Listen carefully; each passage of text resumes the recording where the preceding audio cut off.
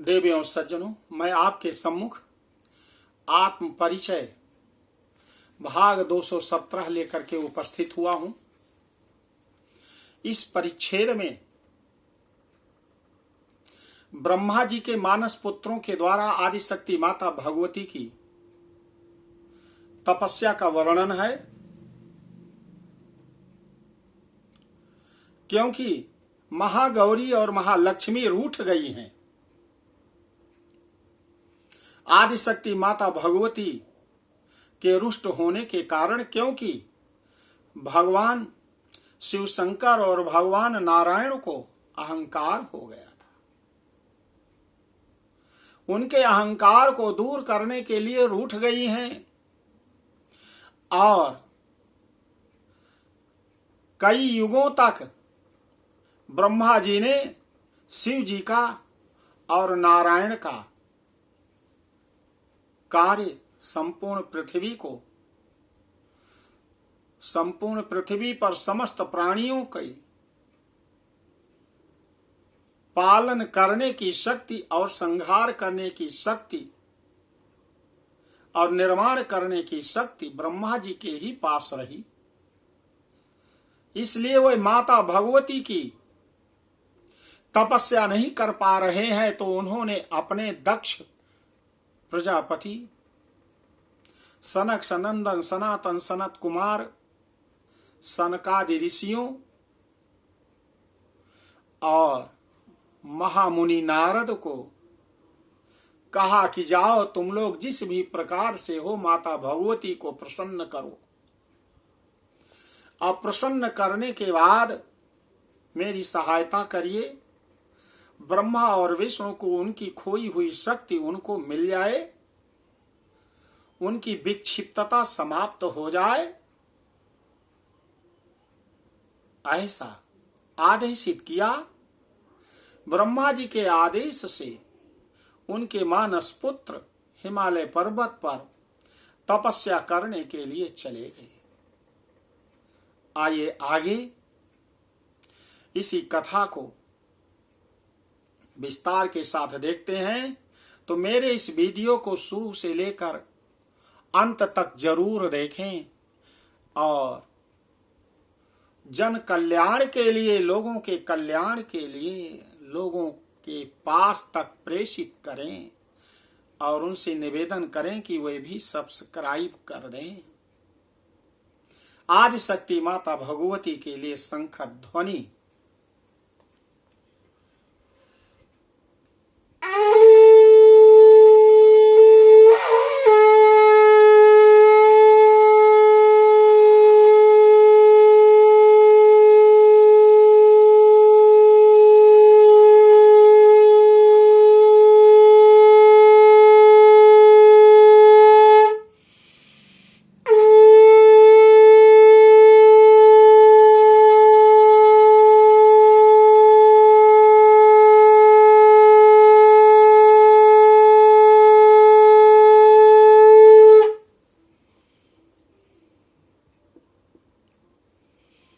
ऋषिवर जैमिन कहते हैं कि महाराज जन्मेजय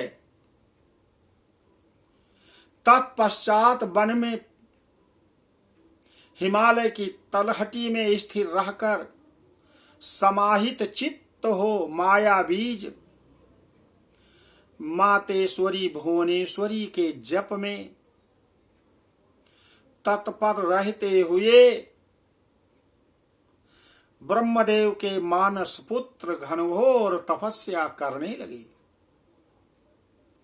हे राजन, 1,00,000 वर्ष पर्यंत उन पराशक्ति का ध्यान करते रहने के बाद देवी उनके ऊपर प्रसन्न हो गई और उनके सामने प्रकट हुई। उस समय उन्होंने अपने चारों हाथों में पास, अंकुश, बर और अभय मुद्रा धारण किए हुए थीं। वह 3 नेत्रों से युक्त थी, वह करुणा रस से परिपूर्ण थी और उनका विग्रह सतचित और आनंद से संपन्न था। उन सर्वजननी को देखकर विशुद्ध चित्त वाले वह मुनिगण उनकी स्तुति करने लगे। विश्वरूप तथा वैश्वानर रूप वाली आपको नमस्कार है माता, जिसमें समग्र लिंग देह ओत प्रोत होकर व्यवस्थित हैं। उस सूत्र रूप विग्रह वाली तथा तेज संपन्न रूप वाली आपको बार बार नमस्कार है। प्राज्ञ स्वरूप वाली आपको नमस्कार है। अव्यक्त स्वरूप वाली आपको नमस्कार है। प्रत्यक्ष स्वरूप वाली आपको नमस्कार है। और पार ब्रह्म स्वरूप धारण करने वाली आपको नमस्कार है। समस्त रूपों वाली आपको नमस्कार है तथा सभी प्राणियों में आत्ममूर्ति के रूप में लक्षित होने वाली माता आपको नमस्कार है। इस प्रकार भक्ति युक्त गदगद वाणी से उन जगत धात्री की स्तुति करके निर्मल मन वाले दक्ष आदि मुनियों ने भगवती के चरण कमल में प्रणाम किया। तब कोयल के समान मधुर वचन बोलने वाली उन देवी ने प्रसन्न होकर कहा, हे महान भाग्यशाली मुनियों, आप लोग वर मांगिए, मैं सदा वर प्रदान करने वाली मानी जाती हूँ, मैं प्रसन्न हूँ। हे राजन, उनकी वाणी सुनकर मुनियों ने यह वरदान मांगा कि शंकर तथा विष्णु का शरीर स्वस्थ हो जाए और उन्हें पुनः वही पूर्व शक्तियां प्राप्त हो जाए माता। इसके बाद दक्ष ने कहा, हे देवी, हे अम्ब, मेरे कुल में आपका जन्म हो, जिससे मैं कृतकृत्य हो जाऊं। हे परमेश्वरी, आप अपने मुख से अपने जप ध्यान पूजा तथा विविध स्थानों के विषय में बताने की कृपा कीजिए। देवी बोली, मेरी शक्तियों का अपमान करने से ही उन देवों विष्णु तथा शिव की यह दशा हुई है। उन्हें मेरे प्रति ऐसा अपराध कभी नहीं करना चाहिए। अब मेरी लेस मात्र कृपा से ही उन दोनों के शरीर में स्वस्थता आ जाएगी। साथ ही गौरी और लक्ष्मी नामक वह दोनों शक्तियां आपके घर में तथा क्षीर सागर में जन्म लेंगी और मेरे द्वारा प्रेरित किए जाने पर वह शक्तियां उन दोनों को पुनः प्राप्त होंगी। मुझे सदा प्रसन्न करने वाला माया बीज ही मेरा प्रधान मंत्र है। ओम ऐं ह्रीं क्लीं चामुंडा विच्चे। मेरे विराट रूप का अथवा आपके समक्ष उपस्थित इस स्वरूप का अथवा सच्चिदानंद स्वरूप का ध्यान करना चाहिए। संपूर्ण जगत ही मेरा निवास स्थान है। आप लोगों को सर्वदा मेरा पूजन तथा ध्यान करना चाहिए। व्यास जी कहते हैं, ऐसा कहकर मणिद्वीप में निवास करने वाली भगवती जगदम्बा अंतर ध्यान हो गई। तब दक्ष आदि सभी मुनिगण ब्रह्मा जी के पास लौट आए और उन्होंने ब्रह्मा जी से आदर पूर्वक सारा वृतांत कह सुनाया। हे राजन, तब पराम्बा की कृपा से वे दोनों विष्णु तथा शिव स्वस्थ हो गए। उनमें अपने अपने कार्य संपादन करने की दक्षता और कुशलता आ गई और वह अभिमान रहित भी हो गए। हे महाराज, कुछ समय व्यतीत होने पर दक्ष के भवन में शक्ति संपन्न एक महान तेज प्रकट हुआ। उस समय तीनों लोकों में उत्सव मनाया गया। सभी देवतागण प्रसन्न होकर पुष्पों की वर्षा करने लगे और वह स्वर्ग में हाथों से आघात करके दुंदुभियां बजने लगी।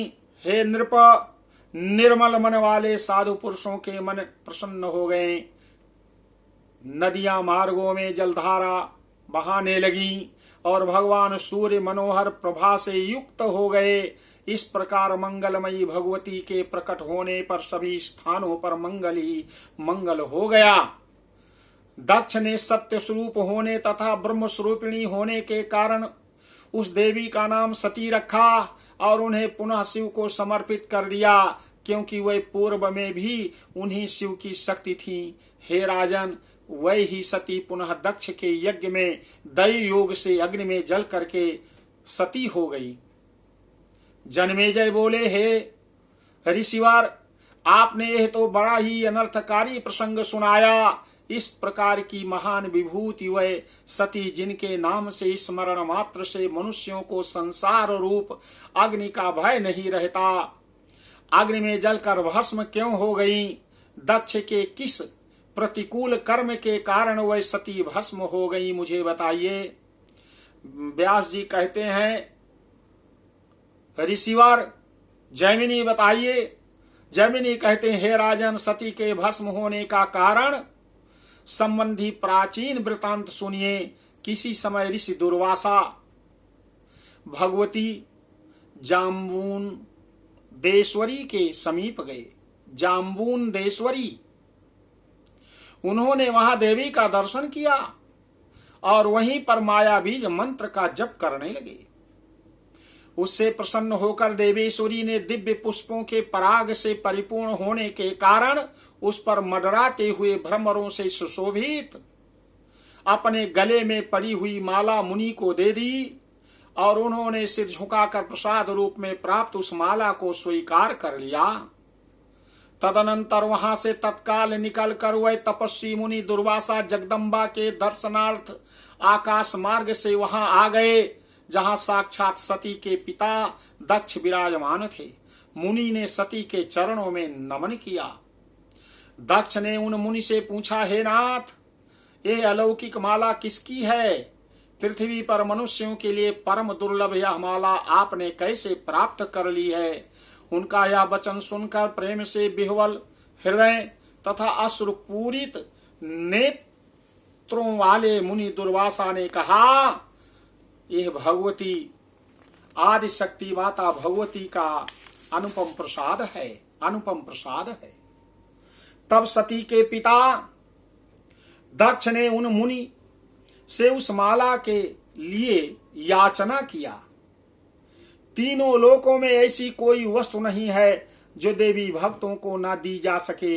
ऐसा विचार करके मुनि ने वह माला दक्ष को दे दी।